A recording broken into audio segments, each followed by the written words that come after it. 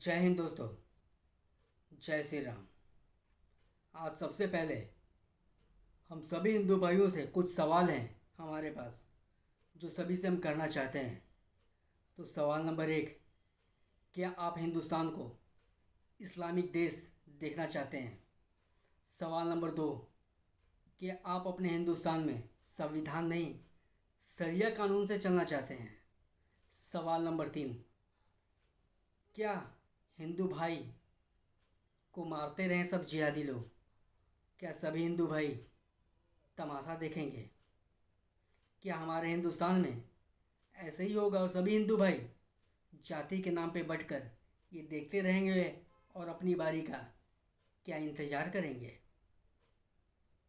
तो हिंदू भाइयों, जाति मत देखो, हमारा धर्म सिर्फ एक है, सनातन। और सभी सनातनियों को एक साथ आने की ज़रूरत है, नहीं तो एक दिन आप लोगों को भी अल्लाह अकबर बोलना पड़ेगा और नमाज पढ़ना भी पड़ेगा। उससे पहले कि ये जख्म नासूर बने, सबसे पहले इसे ख़त्म करने की ज़रूरत है और इसे ख़त्म होना भी चाहिए। जैसे कि आप सब जानते हैं कि नुपुर शर्मा से कहानी शुरू हुई। नुपुर शर्मा तो सिर्फ एक बहाना था, असली मकसद जो था इनका अब बिल्कुल साफ हो चुका है। राजस्थान से शुरू हुई, महाराष्ट्र, लखनऊ और अब पटना। पटना में क्या हुआ? पटना में ये लोग हिंदुस्तान को इस्लामिक देश बनाना कैसे है, ये पूरी कहानी लिख कर बैठे हुए हैं। कुछ जिहादी लोग थे पटना में जो पाकिस्तान के व्हाट्सएप ग्रुप में शामिल थे और ये लोग अपना गेम प्लान कर रहे थे। तो ऐसे जिहादियों को सबसे पहले हिंदुस्तान से ख़त्म करने की ज़रूरत है। ये अभी जख्म है, कहीं नासूर ना बन जाए, जो सभी के लिए प्रॉब्लम हो जाए। तो सबसे पहले इस जख्म को ख़त्म करने की ज़रूरत है, यानी कि भरने की ज़रूरत है।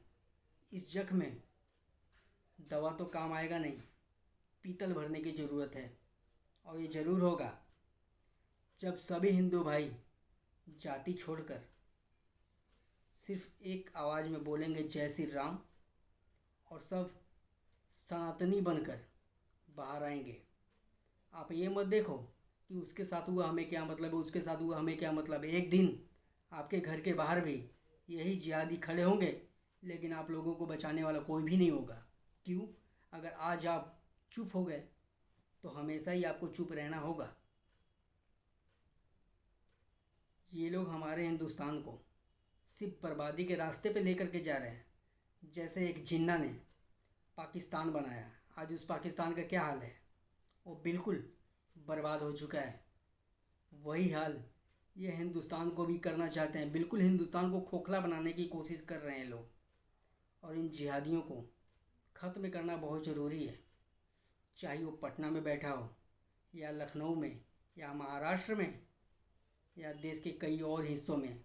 इन सभी जगहों से इनका खात्मा करना बहुत ज़रूरी है, इन्हें ख़त्म करना बहुत ज़रूरी है।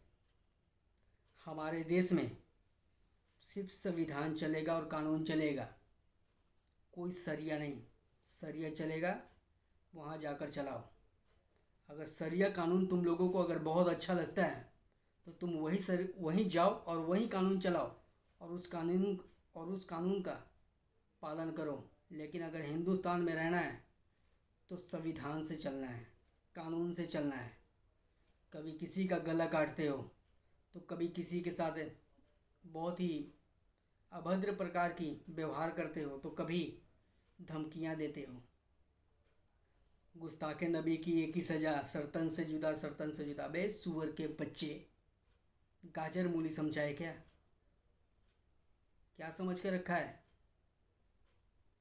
ये जो लफ्ज़ है ये बोलना बंद कर, नहीं तो जिस मुंह से तू ये बोल रहा है तो बेटा सुन ले, तुम लोगों की ज़ुबान काट दी जाएगी।